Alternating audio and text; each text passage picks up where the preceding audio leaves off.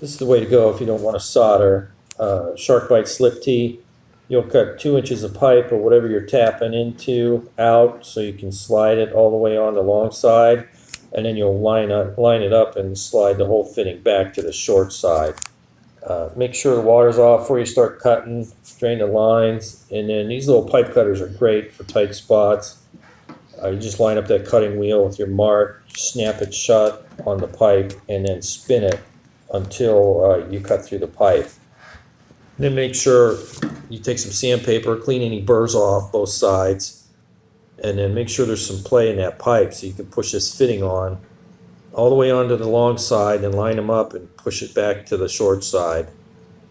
Basically using that little tool they give you, pushes against that ring, and that frees up the fitting to move.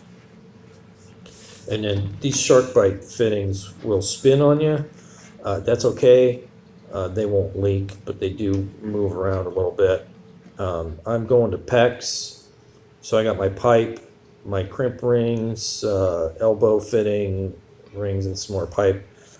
These little pipe cutters are great for PEX and other little plastic pipes. You don't have to have them, but they're nice. That crimping tool, you have to have that to do PEX. And then I got a push-on quarter-turn shutoff for that instead of these saddle valves are junk. They always leak. And then hang on to any little fittings you might need for your water line to the fridge.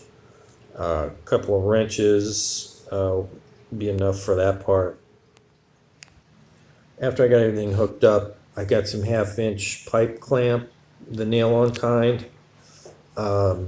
I purposely didn't get too close to the shutoff with those clamps because I wanted just a little bit of play there. In case you ever have to work on it or anything, you can get in there. And then the last thing would be running the water line from the fridge down. Basically just drilling a hole, fishing your hose down there.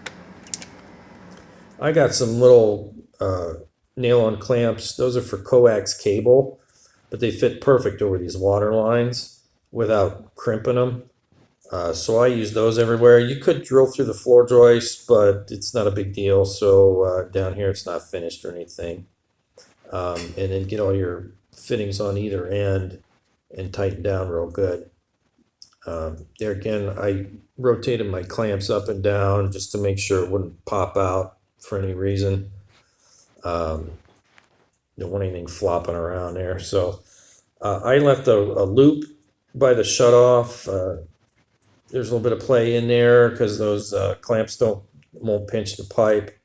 In case you ever got to work on it, there's a little bit of slack there. And then upstairs, this end, same as the other end, you put your nut on first, and then make sure you get that ferrule all the way in to your water line, and then the nut will slide over that and tighten down onto your fitting. Just make sure the water line, the ferrule, and everything, you're pushing it all the way in there. It's all the way in before you start turning that nut. And then, yeah, just crank down on your on those nuts real good, and you should be good to go. So, boobity bobbity boo, you should have water. Hope that helps.